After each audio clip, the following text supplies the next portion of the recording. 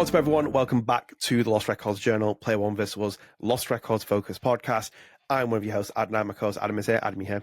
I'm here. I'm here on this planet on Earth 616. And with a cap on as well for this podcast episode. Yes, I got my thinking cap on. We had a lovely comment on our Strange Cast episode saying that this is the second consecutive episode where Adam wasn't wearing a cap. And and I wasn't thinking at that point. I just say words, and now I will think about my words before I say them. He's thinking about them. I did respond to that comment. I said he's embracing his destiny, but you might not agree with that. But yeah, he's got his cap on. We are back. This is episode 11 of the Lost Records Journal.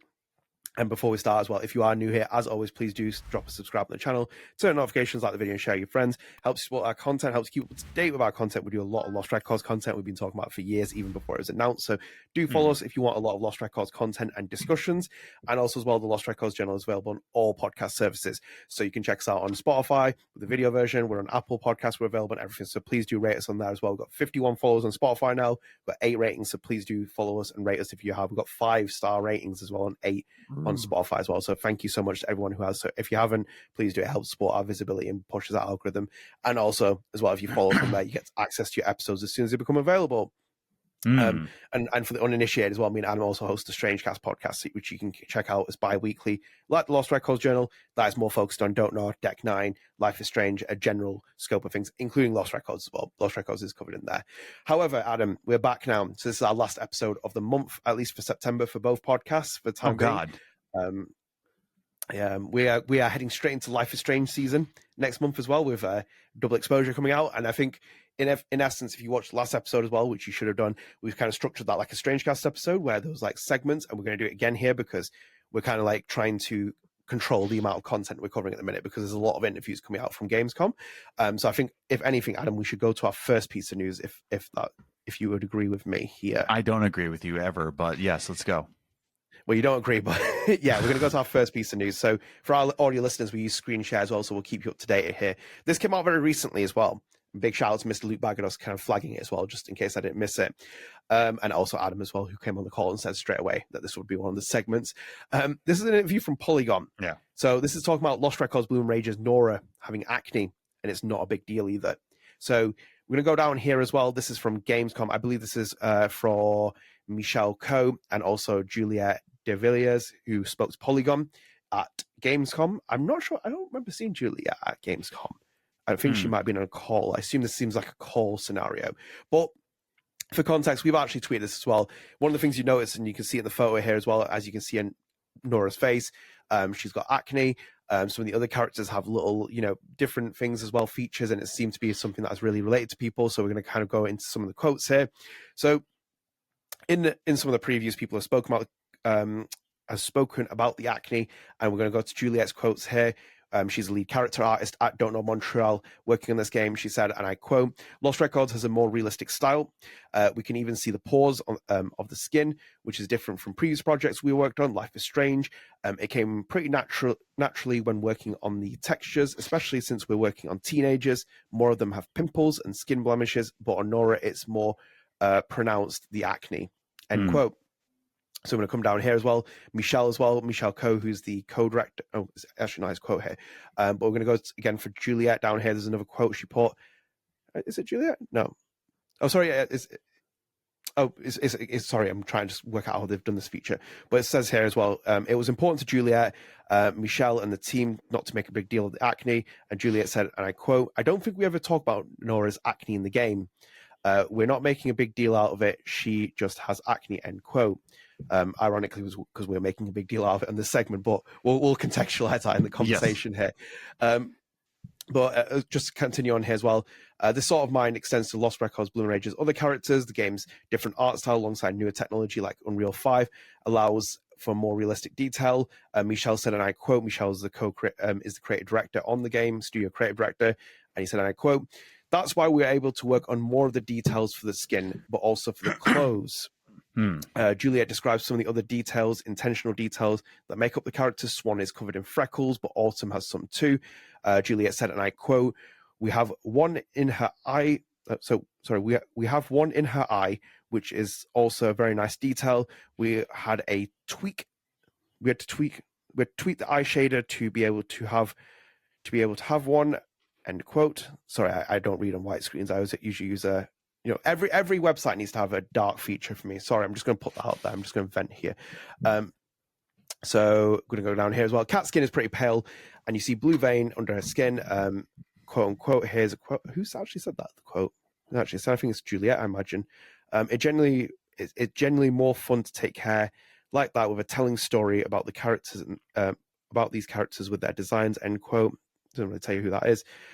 Michel added that the team also thought about symmetry and asymmetry in the characters' faces. He said, and I quote, "You almost never find someone who has a perfectly aligned eyes. Almost each of us have an eye that's slightly higher than the other, or slightly bigger than the other." Sorry, I'm laughing because I kind of noticed that myself. Yeah. That's something we tried to do with the characters to make sure they're not perfectly symmetric, because again, it gives a naturalism. End quote. And Juliette added here, and I quote, "We tried to do something real, like a true thing. We're not trying to push anything. We're just trying to create characters that feel real and that you get attached to because of that." End quote. So I'm going to end the screen share there. Adam, I like that interview, if anything, because that's one thing that I noticed with all the previews so far, the people who went hands-on with it. There were a lot of lines in there from people who were reviewing the game and like playing it from at least hands-on preview point of view, where they were talking about the fact that they noticed these things, and none of the developers have outright come and said, "Oh, we've done it for this kind of reason or done that." It's kind of like they've let people become aware of it, then commented on it. And I think it's kind of a nice touch, because I think it feels like it makes it more realistic, if anything, where people have been playing the previews and then being like, actually, I noticed that Nora has acne, and it's kind of like something I felt in my childhood. But I'm kind of curious, like how you felt about that interview, because I think that's a very interesting interview, at least that I've read so far from all the previews, if anything. Yeah, I actually have 3 things on my mind about this. Oh, and all of them, I'm offended. I don't think that teenagers should be depicted without porcelain skin. They need to be no, on the real, 3 things. First thing that stood out to me was Unreal Engine 5. A lot of people might say that's like, oh, why wasn't acne introduced in other ways? They just said that like Unreal Engine 5 is the reason why they can put in these details without like too much effort. So the technology is advancing that we can put in much more realistic stakes into video games, and not have to like break the bank over it, like have to hire like 30 different animators just to get acne on it, So point number 1 is like, yeah, it's there. Point number 2 being the symmetry. I do appreciate that, because my eyebrows, I don't know if you can see, but it's like one goes higher than the other. This one's kind of lower. People can be like, oh, I'm so self-conscious about that, but it's like, just like what they said, everybody has a little bit of quirkiness to them, so there's that. So I like how they're doing that way. It's just like not just the facial flaws, but also some people who are skeptical of their own faces, but everybody's a little bit weird. And then the acne in of itself, I have a strong history with acne, massive like history with acne. Whereabouts? Out of curiosity. Oh my god! So the one that I had prevalent, and it's kind of stopped now as well. The one was behind my ear, so it's behind my like left or right ear. I definitely get, and then sometimes I'd get it on like near my nose, but like the left, that was a really horrible one for me. Like a long period of time, made me really self-conscious. But I was just curious: is it the full thing? Pizza face, dog. Pizza. Really? Face. The American stereotype. I didn't know I had acne though. Here's the thing. So I didn't know until my freshman year of high school that I had acne or that I needed glasses. So when I finally got my glasses, I put them on my face and I saw my face for the first time covered. And I just yelled like, holy crap, dude. And my mom's like, what? I'm like, I have so much acne. She's like, I thought you just had great self-confidence. My mom knew, and she's like, wow, he just walks out the house like looking like a troll, And oh, wow, he's just got great self-confidence. No, just I wish I could show you a picture, but I've deleted like anything of me like having strong acne. But yeah, dude, I just had like big ones on my nose, like all over my forehead. I still get acne to this day, but just not as prominent. Like all over my cheeks, under my beard. So I do appreciate that. Like we have not just acne, right? Not just like little facial flaws, but like we see here, like that's realistic looking acne. You know, like that's acne that's just like it's just enough that it's not like freakish, but just enough to make you feel self-conscious, and that's realistic. And it's important because again, these are teenagers, and teenagers have acne, and they're so self-conscious of it. So yeah, no, I have a strong history with acne, dog. So, but I like the fact that they've not mentioned anything about anything. Like they've just basically said they're four girls. It's like the four characters, and they kind of like let people have their own imagination and will with it. Because I've been recently binging some of the 80s and 90s stuff. I've recently watched Alien 3. We'll talk about that another time. But I've been watching some of the Alien films, and it's like even with like Sigourney Weaver, as Ripley, even Linda Hamilton as Sarah Connor, even Jodie Foster as like Clarice Starling. Those films were so great, and the writing was great, and everything about them was so fantastic. Because with the female representation, never ever did any of the directors bang on about the characters being women. They were so nuanced, they were so subtle about everything. They were so great in their detail of it. It was never like that really horrible line that you see, for example, with like Jennifer Lawrence shouting in X-Men, being like, "It's up for the women to save the world." It's like, that's just stupid, because no one's going to sound like that in real life, and you sound like a HR rep. It's like, instead, in those films, it's done really nicely, where it's like, it's subtle, you pick it up, it's nuanced, it's interwoven in the entire film. Everything about it's great. And I watch it back thinking like, the modern day cinema could only dream for a character to be like Ellen Ripley now, because no one has the ideas to be able to create something like that and make it subtle. So for example, when you play this game and I see the characters, they're just four girls, and you look at them and then you interpret however you want. Someone might relate to Nora a bit more because they have acne. Someone might relate to Swan a bit more because they've got freckles and stuff, that she's got even ginger hair and stuff. It's like you kind of leave yourself open to interpretation. Why'd you say it like that? Like, well, it's whatever you have left, by the way, just to let you know. But what is with you, my hair? Well, you take pops at me for not knowing which states are which states, so we have to like have some kind of like balance. Also, I have pops on you when you say pops and bloody hell. Yeah, I heard that enough now of the podcast. So we'll talk about that. But yeah, I really enjoyed like what they're doing here, because it's like the artists just pop up and they give appreciation like where and when it's needed, saying like, yeah, actually we've done this, and they give context when they let it. But I think that, if anything, from the previews, I really enjoyed in terms of Gamescom, where it was like a lot of the people who played it, or at least the writers, if anything, for these websites, every single one of them mentioned it, but they related it to a personal experience. And for a story like this, and the game it is, I think it's perfect. I think it hits the nail on the head with the theme, at least. So I do have a treat for everybody that's watching on video. You can't really see the acne, but you can feel the acne. And I just want you to get just a little bit about me here. What's he doing? Oh no. Are you opening? Oh no, he's opening the screen share feature.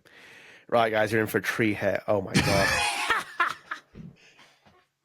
Oh my god.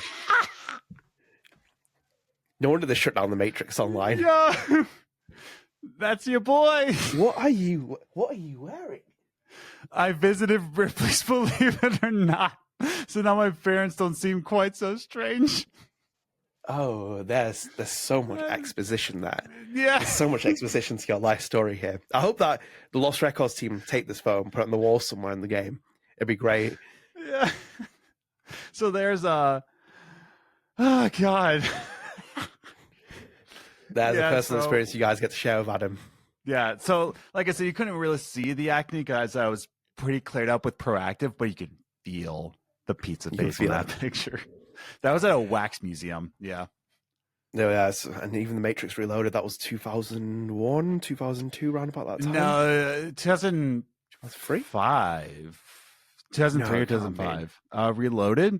I refuse to believe. I believe like Matrix Revolutions was like 2005 or 7. It had 2003 to be was early Reloaded. 2000s. Reloaded, yeah. Yeah. Okay. And what was the third one again? Revolutions? Revolutions. Yeah. No, Revolutions was. Oh, no. Revelations. Revelations. Yeah. No, Revolutions. The Was also Revelations, the yeah. was also the same year, 2003. Really? Yeah. What the heck? Oh, wow.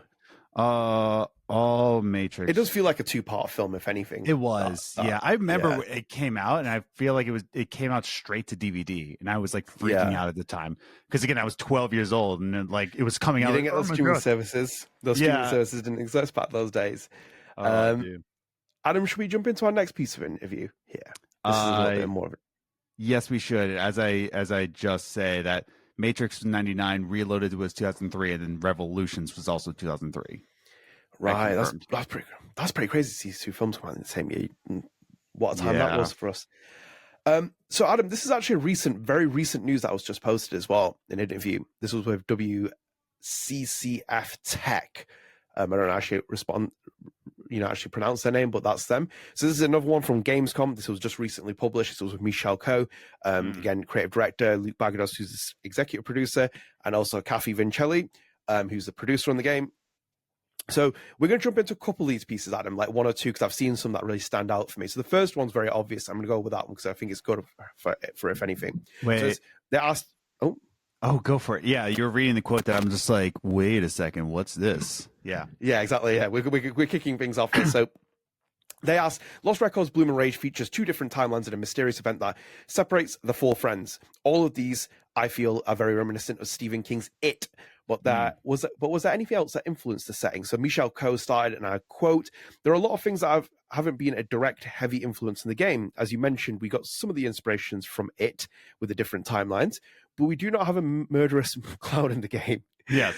Other Stephen King's books have influenced the game, as did some of the TV shows, like Twin Peaks, with the way they use the supernatural elements as something that is around the show rather than in every episode. We really love the use of mystic and supernatural elements to strengthen the story and bring more chaos and higher stakes to what's happening to the characters. Other TV shows that had a big influence are Big Little Lies and Sharp Objects. The latter is another show that blends different timelines as well. Other games like Oxenfree and Night in the Woods were also an influence with their group dynamics. And just to add on to here as well, Cathy Vincelli said, in terms of the two timelines, Twin Peaks is my main inspiration and Yellow Jackets is another. Luke added here saying, like Michel said, there's no direct inspiration. We want to do things our way, and it's really all culture, movies, and music that inspired and influenced us in some ways or another. And Michel added finally, we also watched a lot of movies from the 90s just to get the vibe, like E.T. or The Goonies. Although the characters in the game are older than the kids in the movies, we still love the group dynamics of these movies, which show a group of kids bonding together. So I'm going to end that to bring up with a conversation, Adam, because I think it's a good starting point. Interesting that I know that Michel didn't mention some of it because he said there's a lot more inspirations. I wish they would have followed through and asked him, if anything, saying can we get a few more ideas of the things that you inspired from? Because Stand By Me is not in there. And obviously Stand By Me is a Stephen King novel, and that gives me heavy shades of this. I think when we were doing the predictions for what the game is going to be, Stand By Me was a big one where I was like, actually, I feel like that's kind of a story they could tell. But obviously, Cathy said Twin Peaks, expected, I'd be surprised if they said Twin Peaks isn't an inspiration for a Don't Nod game. And then also as well, we've seen with It, for example, Yellow Jackets. I've not seen this other ones Sharp that Michel Objects said, which is, and Big Little never Lies. watched them. Yeah. Have you watched them? I've heard of them. I've never watched them. No. But yeah, it seems like Michel Koch, we say that they're deep cuts, but he's also French. So we have to take that into account, that French people are weird. If you ever watched Emily in Paris, your words, not mine. God bless America. French people, weird. No, By the way, Michel, Luke, if you ever watch this as well, he thinks we're all weird. Anyone outside of America, he thinks we're weird. I hear it all the time on podcasts about myself being weird. I'm like, I think Florida people are weird. They're not part of our country. Yeah, that's just FYI that. Yeah, there's America and then there's Florida. So there's that. No, on a serious note, when I say that like he's French, like a lot of things will be more popular in some countries than others. Like for a great example, David Hasselhoff. He's fine here in America, but when he went to Germany, he was like a superstar. Or even, the Beatles going to Germany, the Beatles like were pretty prominent over there. So, or even here in America. What I'm trying to say is that like while these shows are prominent shows in their own right, maybe they were a lot more popular in France. Maybe they were a lot more popular in his culture, in his circle. So, it goes to say that like we might call them deep cuts and we might have our own influences that affect our own art, but he watched what he watched, and that does it. That does it. It's also 8:30 in the morning for me. So that's how we all became Sid Meier's fans, because like everyone, like if you speak to me, it's like I've been listening to Sid Meier's for like 20 years, but I haven't. I've only been listening to him since Life is Strange.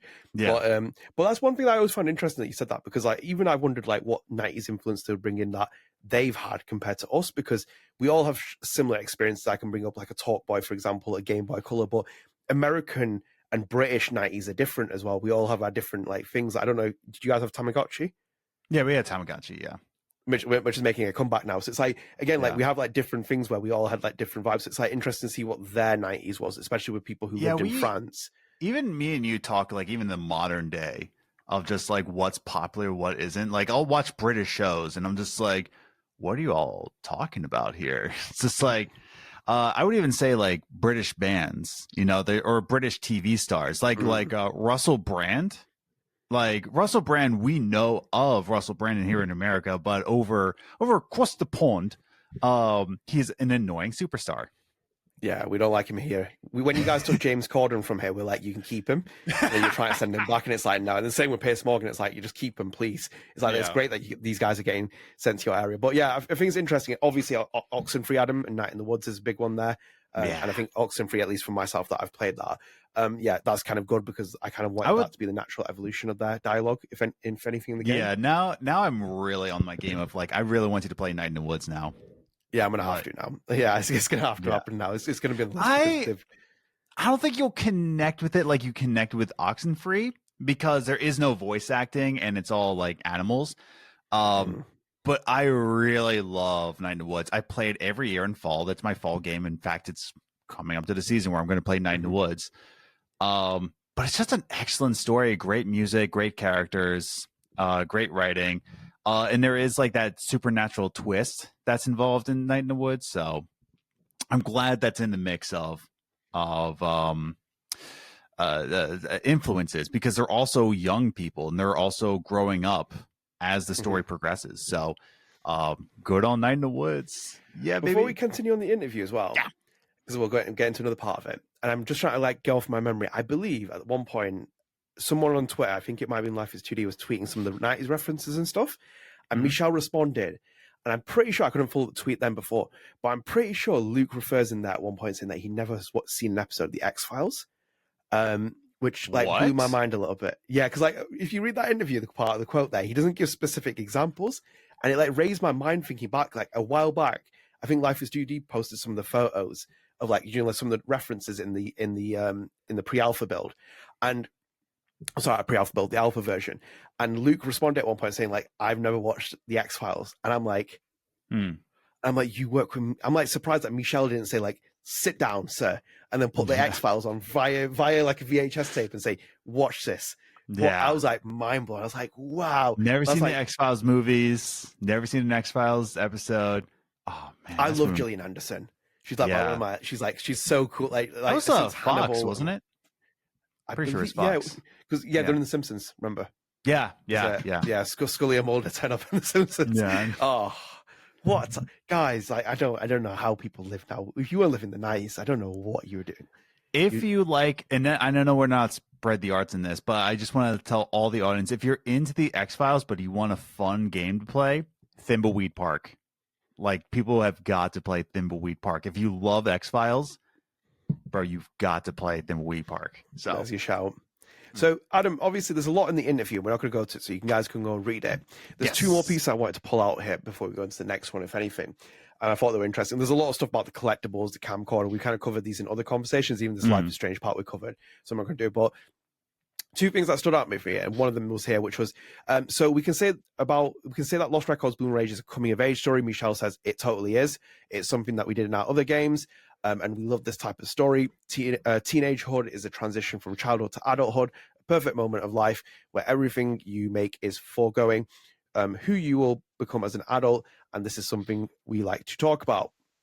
So I thought I'd put that in there. And then also the final part of the interview, which was interesting, straight up to the point here, which was about this, where it's what's next for Lost Records Bloom Rage? DLC expansions, new games?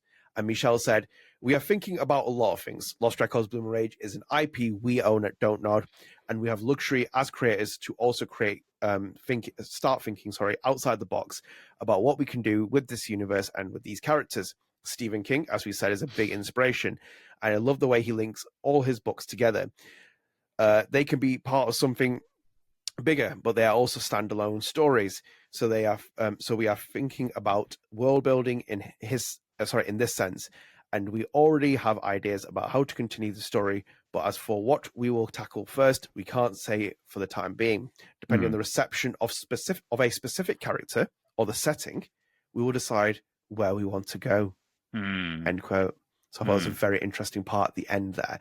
So to start with, obviously, I think that part with him saying it's coming of age story is what I expected, because that is what Life is Strange 1 is. That's the main motif of it. That's why it works so well. That's why people relate with Max, because she's very much a coming of age story character. And I think that was a big part of the first Life is Strange's success. However, that ending part, which is a very interesting part, because it gives me shades of Kate Marsh, where it was like the reception of a character changed the direction of the story they told for her. But it was like, depending on the reception of a specific character or the setting, we will decide where we will want to go next. And I think, like, I alluded to you on the last episode of Lost Records Journal, where I said that I want a bit more of, like, I hope that the Sean Daniel scenario hasn't deterred them in terms of how Square Enix perceived that game and how it sold and stuff, because I would want them to go really bold into radical directions. I'd like it to be even where you connect the universe, as they said, in the Stephen King style, where it's like Swan could potentially appear in future games and stuff, but she doesn't have to necessarily be the main character. It's just the same universe that we all share. But I did find it interesting that just like even little tidbits of like details, because I think other interviews I read, like, Michel and Jean-Luc, who's one of the writers on the game, have been talking about this for a while. They've been thinking about different stories and stuff. And it feels like Lost Records has a potential to be a big anthology series where you can tell separate stories, you can tell different things. But like, isn't that really interesting that they're already sitting there thinking it's like, we need to see how perception is given on people, because like, that also probably will bleed into our later topic, which is about Kat, because people like, well, Kat could die and stuff like this. Why would you want to kill Kat off in case like she could become like the biggest sensation of the game? And it's like you could make a future entry in the game. Probably dog people are saying that. Yeah, that's yeah. But I was just kind of curious, like, how you felt about that, because obviously it's still early doors. The game's not even been released yet, but there's like a lot of potential in like the modern day video game industry to monetize, like make different spin-offs, comics, etc. I'm just kind of curious, like, what you took away from him just talking about that in the ending section of like that interview. I think it's a smart move. I think it's kind of setting yourself up for the future without trying to step on too many rakes. And I think that's a statement that's made by a veteran game developer. It is made by someone who has had failures and it's had successes, So I would say, like, this is coming from a team that wants to set up for the future and has people around them that know how to get there. Whereas there's some companies that make similar games that keep constantly stepping on rakes, and they're like, why do we keep doing this? And then we're just like, well, maybe don't do that. And they're just like, nah, we're going to do our same thing. I don't know what companies I'm thinking of per se, but this company seems like they know what they're doing. Yeah, I think like I don't know what company you're talking about. Yeah, I mean, it's too far gone for me. The thing is, though, is that this is a creative game. Like we talked about it before, and I've said this repeatedly. I think even we put a quote graphic out on one of the feeds where it's like Luke's talking about like people don't know what Don't Nod is, and they played the first Life is Strange, and you'd probably be like, "Oh, come on, like, Luke! Like, obviously, no, people don't know that. Like people have like a very like your first thing like for a casual game would be like linking the person where it's like, oh, Square Enix is making this, and it's like whoever else is underneath it, you're like whatever, and it's like that happens a lot in game development. Like unless you're like a really connected fan and you cover the games and research them and you become invested, then obviously you'll know what Don't Nod is. You'll play the other games. Most people will just assume that Don't Nod just makes Life is Strange games. It just makes one-off games, and I think that's kind of like the message it's sending here, because the faith has already been shown that Don't Nod Montreal was created in terms of the studio being set up. But then Oscar Gilbert greenlighting a franchise from this, where Luke immediately after the reveal trailer was done in 2023 at Games Award, Luke posted an Xbox Wire post saying, this is the first entry in a franchise, and that blew my mind straight away, because I was like, you've already been greenlit for something, like there's a future for this IP, like no matter what the success and failures are or whatever it is of it, they have something that they can, you know, forge forward with. And hopefully the first game is a success, if not even the first game, like maybe a future game in the series is a success. It's only going to be tried and tested at this point. But I like the fact that he's open up to it, because I think they could create stories on it. Like Jean-Luc has a different background and different writing things. You could easily write novels and create different things. Like we've seen it with Life is Strange. I think Square has shown certain shades where it could be done in the right direction if it's like properly utilized. But it feels like with them having independence on it, and like, for example, Michel being a consultant on anything that's done in that, I think people will connect with it. Imagine like doing a prose novel about Swan as like a supplement, and then Michel's a consultant on it. It could be anyone that writes it, but it's like, you know, he's got hands-on with it. He's still got creative identity with it. And I think that's what's going to keep Lost Records true to its thing. But I find it very interesting, that last part, because it reminded me of just in the future that they're looking far forward, but also gave me shades of the Kate Marsh scenario, where Kate Marsh became such a popular character and became such a reference point that they included her more like in another scene later in the game. And I think that's what they really should be doing as well, because I think like at least going forward, that's the potential, because like God only knows, it could be like the most minor character in the game who like really stands out, and then it's like, actually, like let's Steph. make a game about like Steph. Like think about that. Think about the trajectory that took as well. Katie Benz interviewed for Samantha Myers at first, and look how her life changed because of that. Steph became like one of the established Life is Strange characters, which, you know, whether you like or dislike the character, whatever you think about it, it's like she's still like she became a success story because of how fans perceived her and stuff. Not to mention the performance as well. Sure. But obviously, looking forward to more of it. There's more details in the interview, but we're going to leave it because we've got quite a few topics to cover as well. And I think like the other stuff we have covered, which is like dialogue and the camcorder and stuff. So we will come back to those on future references. Adam, next piece of news? Yes. Okay, so this is our final interview we'll go into, and then we've got like a little brief topic, and then we've got our main topic. So Adam, I want to pull out a couple of quotes in here because it's the same as the first interview we did, which was Polygon. It's in terms of the style, it's like a feature. But before I bring this part up, because I think you might appreciate this as well, I'll pull you up in this paragraph here, the top one. And it says, I'm trying to find the beginning of the sentence where I'm looking. Oh, sorry, right there. Don't Nod Studio executive producer Luc Baghadoust explained some of the work that went into making these objects satisfying, including slightly fudging proportions of things like buttons on Swan's camcorder to really accentuate the feedback you get when inspecting them. Baghadoust also told us, I hate when they use the last name, I do it myself in pieces. Luke also told us that the teams took the time to record countless real objects. Our audio teams for the VHS tapes went to the store next to us in Montreal and we bought old VHS tapes, end quote. He added, and I quote, the pills in Swan's room, it's a real sound. The moo box is a real moo box. We captured all these real sounds to give the authenticity that I think is needed for this kind of stuff, end quote. So just moving on here as well, it was at this point I explained to developers in the room that I was born in the year 2000.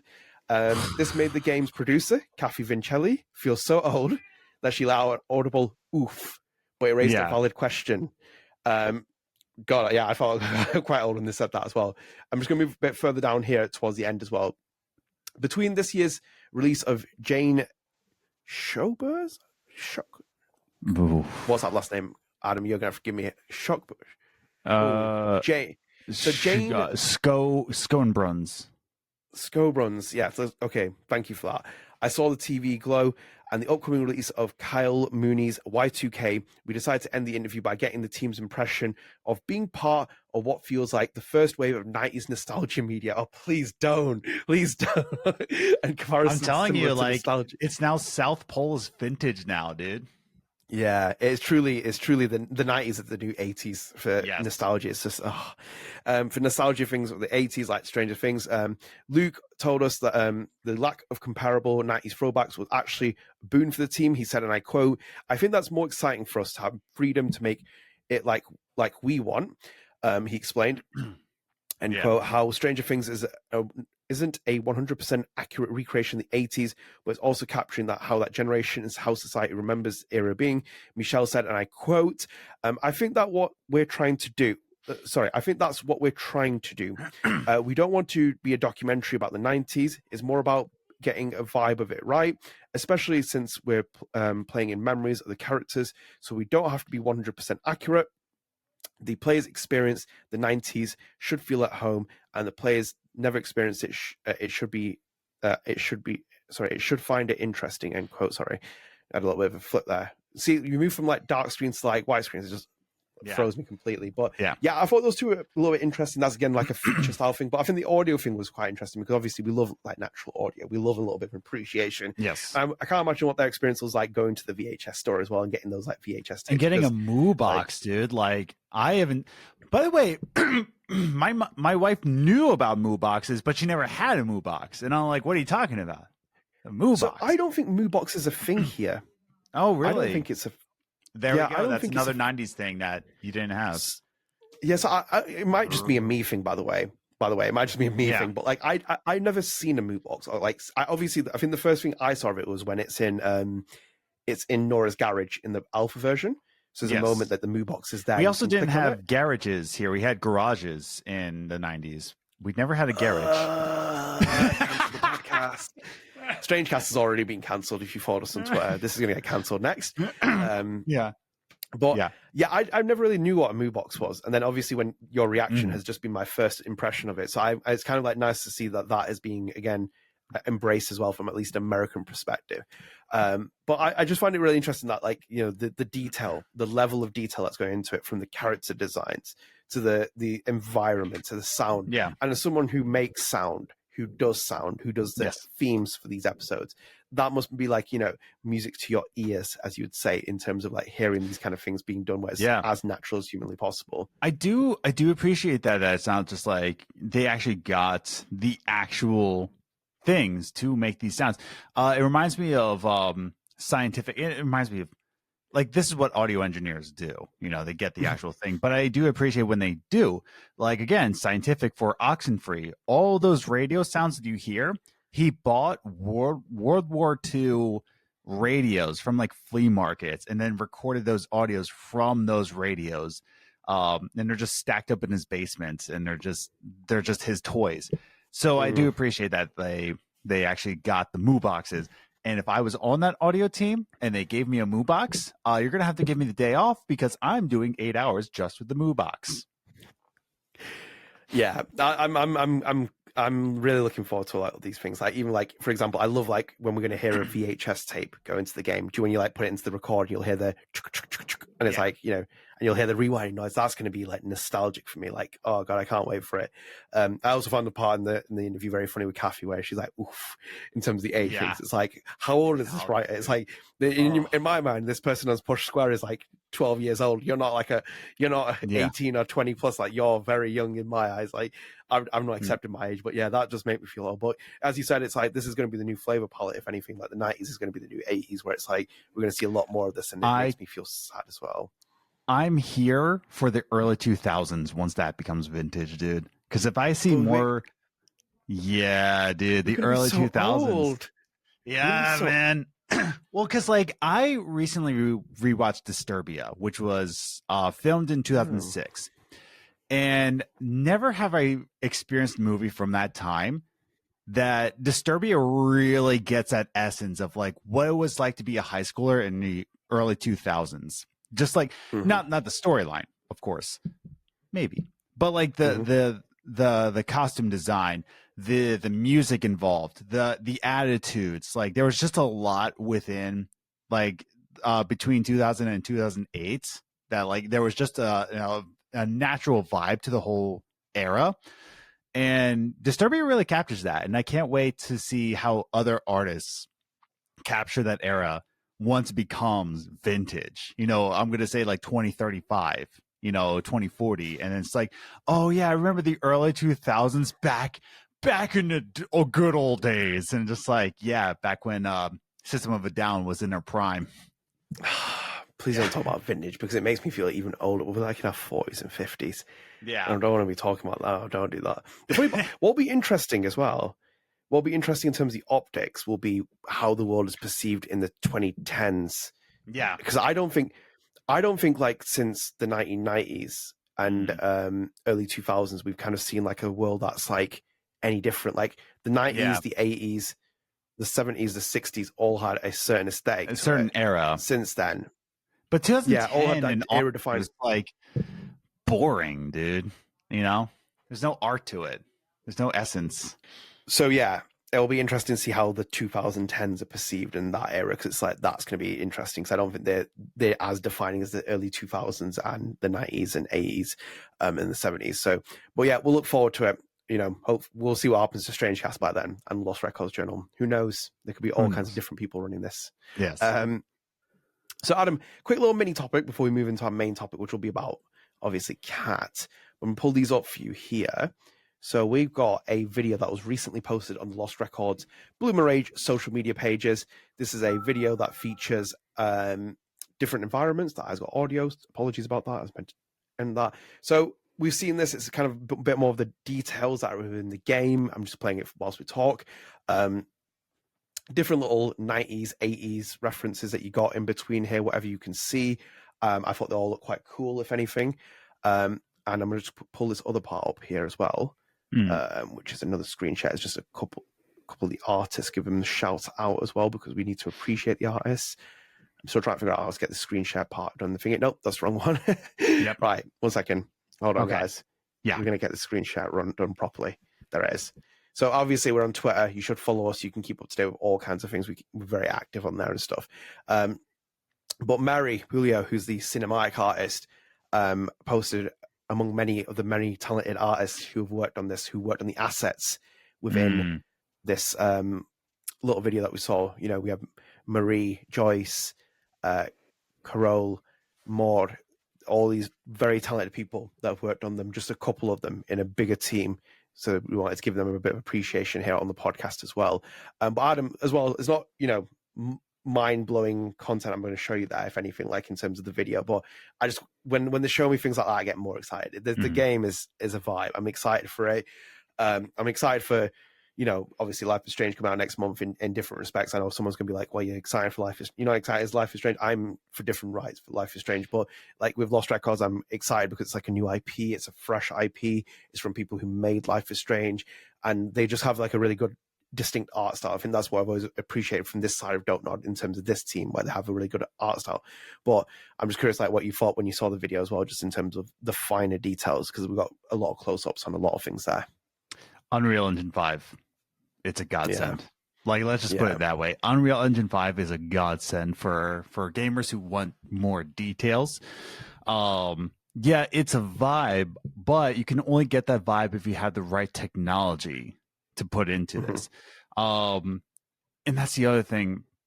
There's a lot of artists who have a lot of vision and a lot of ideas that they want to just get into the ether, but they don't necessarily have the tools to do so. And if we just see this, it's just kind of like Unreal Engine 5 is now at the technology that all the visions that artists might have can be put into fruition. So, yeah, I like the vibe, but I like more that we have the technology that Michel Koch can like put his vision in. And that's the first thing I noticed about Lost Records when we watched the game reveal trailer at Game Awards last year. Like I almost automatically tweet about it, saying like it looks so cool, like in terms of the art direction, also the way the game looks, because it looks like, for me, it looks better than anything I've seen like earlier stuff, because like that specific art style on Life is Strange 1 and 2 was beautiful to look at. It had a very indie-esque look about it, very Sundance-esque kind of game, but it felt a little bit held back in certain respects because it was never going to look like a wide mainstream appealing game. And it's like when you move to like Unreal 5 and you're creating these like more you know, different kind of like assets, different kind of like people, different like, you know, it's not distinctly like hand drawn. It's like ingrained in a certain style. It gives you a bit more personality, a bit more freedom to move around with things, because that's where you start picking up things in that game and look at them. It's like, oh, actually, that's gorgeous. Like the way it's been designed, the way it's built, and the way it's placed in the game, that looks great. And I think it fits with what the motif of the game is, which is a very much it's built within the 1990s. Because I think for me, as a 90s baby, just think about it, I'm more immersed about picking the things up and looking at them, because like that's just a bygone era now. You don't go and pick up floppy disks anymore because they don't have any purpose in the modern day and age. Same with the VHS tape.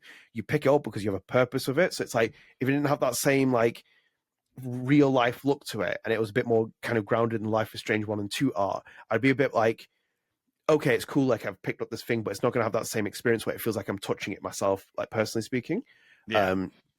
So I'm looking forward to that. And yeah, it's just beautiful to see it. And obviously very talented artists. We know this about Don't Nod Montreal. Like they've got an unbelievable team built so far. So it's like, you know, and I imagine they'll have many more people who come on in the future when they make more games and stuff, and people who come and go who work in that studio. So very excited for that. Adam, main topic? Main topic. So this was going to be our discussion anyway, but as we said, we kind of broken it up in between other things as well, which is going to be our topic about Cat, Adam.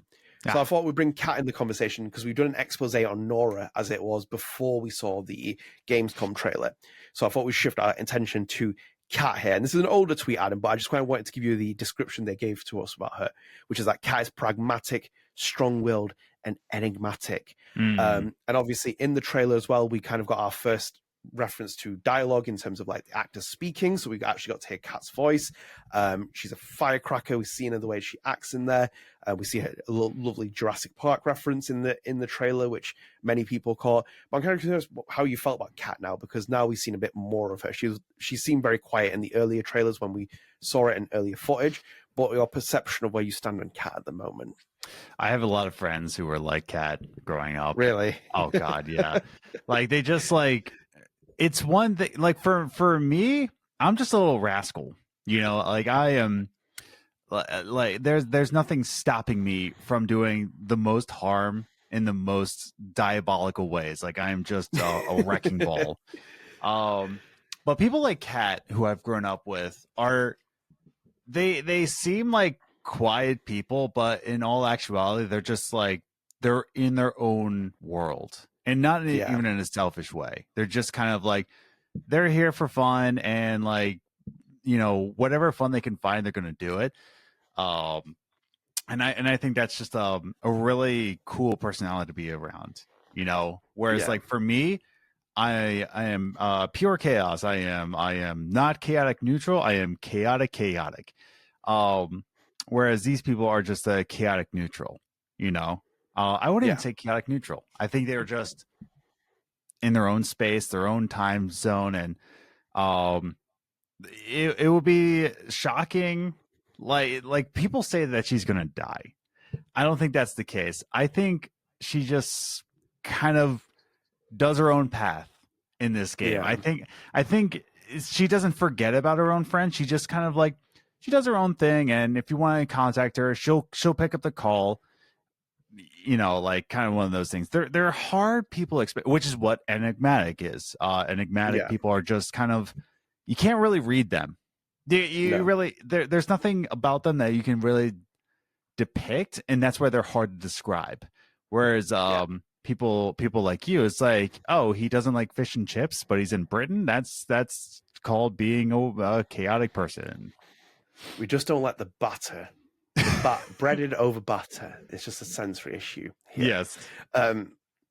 No, I really liked her from that trailer. I warmed up to her a lot more. Like even the early trailers, there wasn't that much to take away from her. She was only seen in very brief snippets. The focus has been on Swan Holloway since the very beginning, and it will be on Swan Holloway in the game anyway, because she is the main character. But in that trailer, I got a good vibe off her. I think one of my favorite parts is when like you have Swan on the deck with the camera, and she walks past her like this in a lot of dungarees, and then she like perches herself, and like there's just that humor where she has this kind of like thing where I kind of see the character and think, actually, you're a vibe. I like your personality. Mm-hmm. I like the kind of like energy you have. You're like this little ball of energy, and I think you're going to add a great layer to the dynamic of this group. And I think she's going to carry the group in certain dynamics as well, because you see when she introduces the name of the band to them as well, and the way she acts. as well. It seems like she has her own relationships as well. I think it was from one of the previews where they're talking about in the sense that, there's this kind of like playful scene where Nora and Kat can kiss, and then you can go back and speak to Kat because she's lingering around. You can kind of interact with her and then see how she feels and stuff. So it's interesting to see that perspective, because I think she's going to be that character where she is quite forthcoming and she's quite pragmatic. She's quite enigmatic. She's going to be leading the group in certain directions. She's going to be the one that walks across a dangerous log if it needs to be. But then she's also a little bit, curious about her life, a little bit more kind of like reserved about certain things in her life, still experimenting, still young, etc. So I'm very much looking forward to it. I'm in the belief that she doesn't die. I think that theory is too far. I think people are making the assumption quickly that, because like the thing is though as well with the game, because like Luke said, like the game is 25% in the modern timeline and then 75% in the past. Swan, like for example, one of the characters not turning up, like the modern characters aren't going to look for the older version at that point because everything's being told through flashbacks. So you could make the assumption, for example, that Kat disappears in the game, so she might get quote unquote abducted. She might get kidnapped in an It-esque way, Pennywise style. As Michel said, there's no clowns running around our town, but I would advise Michel there are always clowns in the world. They don't have to wear the makeup, if anything. Yeah. But there is this kind of idea that she could get abducted because she has that kind of like personality where something happens and she gets like, she walks off the path, as they keep alluding to in terms of Velvet Cove tourism. It's like maybe she does do something like that. But I'm looking forward to like learning a lot about her. I'm very keen to see what her adult version looks like, because that'll be interesting to see if she turns up, if there is an adult version of her, and what she's like if she is an adult person. But I'm just really curious, like, from what we've seen so far, I really like her. I think she adds a really nice dynamic. I think she interacts with the characters really interesting at the minute, because I don't think I've seen many interactions between her and Autumn at the moment. But Nora and Swan she has interacted with so far, and we've seen it. It's like a very different experience. But I'm very curious about Autumn, the way some of the characters interact with her at the minute. But I'm looking forward to it. But I think my early prediction, the theories and stuff, and the way people are thinking, I don't think she got disappeared. I think there's too much expectation of them killing off a character and losing a character in case, as Michel has alluded to in that interview, saying that, well, we could have like a lot of potential here. Like there could be a Cat spin-off game. It's like almost like the first Life is Strange, where it's like Rachel Amber, Chloe Price, and Max Caulfield. You can make games about each of the characters. Had the hindsight been there from the developing standpoint, you could easily have made games on each of those characters.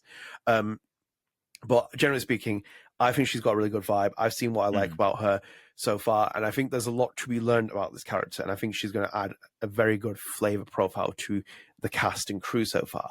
And on top of that, Adam, as well, in this conversation, because I'm going to keep revisiting this conversation, how would you rank the girls at the minute from 1 to 4? The one that resonates to you the most to the one that you're still a little bit, I wouldn't say you dislike or hate, just indifferent towards, because I think we'll do this as a common theme up to release and see how we kind of position ourselves on the content. So 1 to 4, Nora, Kat, Swan, Autumn. Where do you stand?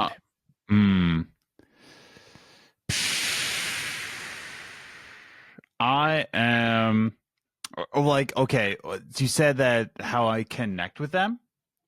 Yeah, so like just off first impressions, because we still don't really know like loads about them. Like, where's your ranking in terms of like one that you're really interested in, the one that you like, the one that you kind of like have some kind of thing with, and then 4 you're still just not sure at the moment? Because I'm not gonna say like you hate in terms it's like the best to the hate kind of thing. I don't think there's a really reason to do that, but it's more about the character that you still feel a little bit disconnected towards, and you don't feel like you're really vibing with or gelling at the minute, and it's just a little bit you're a bit indifferent towards them. So number 1 for me is Nora, for sure. Really is number 1 Nora? Oh, interesting. Number 1, I vibe off of Nora. 1 because of acne, and 2 because I think she might have a story that's similar to mine. So I'm looking forward to that. Number 2 is Kat, because I had a lot of friends. I don't know. Have you ever had a friend like Kat before? Yeah, we don't talk about that. Getting flashbacks here. I just like balls of energy. Yeah, I'm getting flashbacks here. We don't talk about that. Yeah, I was about to say, it's like we're both neurodivergent people, but my neurodivergency can like really connect with people like Kat, and yours is just like, I can't read you. I can't do it. I need to step away for a second. Too much. So I would say Nora, Kat. Autumn is 3rd. And unfortunately, right now, Swan Holloway's bottom. It's not That's a that I shock think to she's a me. bad character. It's just like I never said she was a bad character. Yeah, no. When I say like I don't think she's a bad character, I'm not ranking her bottom. But if we're talking about who we connect with on a character basis, Mm. like I am not like shell in a shell. You know, Yeah. I've been in a shell for a month, but like I'm not that person that hides behind things to communicate. Like I don't Mm. really do that. So but so far right now I think me and Nora might like have a lot of um similarities in story ways, and I just think that I have a lot of friends who are like Kat. Did you vibe off Nora more after you saw the alpha version footage and then also Mhm. the actual trailer? Did you like her more after that? Yeah, definitely. Yeah. I would say. Interesting. And then after we both have strong acne, just like strong acne vibes. I'm like, yeah, I feel that. So yeah, me and Nora. But have you fallen off a skateboard like her? Yeah. She did in the lo-fi trailer. I've broken, sprained, twisted, broken again, my right ankle, all skateboarding. Yeah. Yeah, So, I broke my ankle the first time doing a tray flip off of stairs. dear God. Well, Yeah. that's when your Tony Hawk career is over at that point. So your ranking is Nora, Cat, Autumn, Swan for the moment. We see it. That's interesting because my rankings would be Swan at Yes. number 1, Cat at number 2, Mm. Nora at number 3, and Autumn at number 4. And Autumn's at number 4 because I'm still not sure on her at the minute. Yeah, like There's we haven't just had a some- lot about her yet. Yeah. Well, we'll talk about her because I think, like, in one of the episodes, because I think, like, even off that adult version of her, and when you speak to her and you have the interactions, there's just something about her which I don't know if they're intentionally doing it and making you feel quite like, you know, it's almost like she has a bit of like a Chloe Price kind of scenario where you like her and you don't like her kind of thing, where you vibe with her if you want to make her a romantic partner. And Nora shows some of that as well. I think, like, you know, I'm using the Chloe Price reference because it's Don't Nod, it's Michel, it's Luc, you know, and Cathy. It's that they've worked on those games. It's like, but I'm like, that's my ranking where it's like Swan's at the top because I feel like I relate to her as an introvert, and the way she is and her personality just seems to be the kind of thing that I would laugh at when she does certain things. Yeah. Then also as well, like even with Kat as well, it's like a little bit of firecracker, a little bit of energy. It's like I like that, but I'm going to keep my distance for certain points. And then Nora has that kind of like, I think Nora has that that, you know, a bit of like kind of like hot chili energy where it's like, you know, a bit of spice that kicks into her personality and stuff. Has a bit of acne as well. I don't mention the acne part, but it's like she has a bit of hot chili personality. And then Autumn just feels quite like there's something about her which I'm like, I'm not putting at the bottom thinking like I dislike her or whatever else. It's like I need to see more of her because I feel like there's something there which doesn't connect right. And I feel like maybe they've done that intentionally where you feel a little bit like, you know, your expectations. But either way, guys, let us know your rankings, if anything. I'd be interested to see what you guys think as well in the comments, see like where your rankings are, because this will be a conversation I keep bringing up with you in episodes going forward, because like I want to know where you rank them, because like when we see more footage, we might learn more about the characters. It will be interesting to hear that. And also one more thing as well before we finish this up, Adam, as well. Kat's voice. Did you think Kat would sound the way that she did in the trailer? No, not at all. Did you know? Oh, that's interesting. It's not that it's a bad voice, but it's like it was a little deeper than I thought it was going to be. Like I didn't. So you thought she'd be a high pitched kind of person? I don't know what kind of voice I thought. I was just like, oh, yeah, interesting. So, yeah, like it is what it is. But we all have voices in our heads, but that was not a voice that was in my head. But apparently, because obviously, yeah, I know. I was going to say it, but apparently some people don't have voices in their heads. They don't have internal monologues. So that's fun. That's still baffling for me. That still blows my mind, if anything. It makes no sense. But I only asked you because, like, obviously prior to this, like, we'd only really heard Autumn and we had heard Swan's voice, like, in the earlier trailers. And I'm just double checking. Yeah, we didn't really hear Nora or Kat. So this was our first introduction to Kat and even having lines being delivered. It met my expectations, if anything. I kind of had a feeling that it would be a bit deeper, but should be kind of like a little bit like, you know, devilish the way that she acts, like just in terms of personality. It felt like a little bit deep, a little bit kind of like, you know, she's got something about her, a bit of like spice kick where she's like, I'm going to be a little bit rascallion if I need to. which I kind of got from the vibe. But yeah, looking forward to seeing a lot more of that character. And I think we got Swan at some point. Have we done Swan? We haven't really done Swan. We've kind of spoken about Swan in general. Kind of, yeah. But we'll definitely do one on Nora at some point, because I feel like there's a lot to be talked about with that character, and there's still quite a lot of things to talk about. I've been thinking about that box for a while, and it's been like a month now, and I keep thinking about what's in that box. But yeah. Anyway, we'll wrap up here, guys. I hope you enjoyed the Lost Records Journal episode. If you are new here, one more time, as always, as we do ask, if you do drop a subscribe on the channel, turn notifications, like the video, and share with your friends. Helps keep up to date with all your Lost Records content. And the Lost Records Journal is available on all podcast services. So we're on Spotify with a video version, Apple Podcasts available on everything. So please do check us out on those. Please do rate us as well. It really helps boost our visibility. And follow us, because at least for your sake, you get to download the episodes as soon as they are made readily available. So as I said, this is the last Lost Records episode that comes out this month. We'll be back next month with 2 more episodes. Strange Cast is up next, so that'll be the first episode of October that'll come out. And stay tuned for that. Any Lost Records content will carry over into that episode, which we'll cover as well. And obviously, we're going very much into Life is Strange season, so it'll be very interesting to see how the Lost Records reception is received amid Life is Strange coming out, etc., and what actually happens there. But yeah, until next time, guys, see you later. Bye. Peace.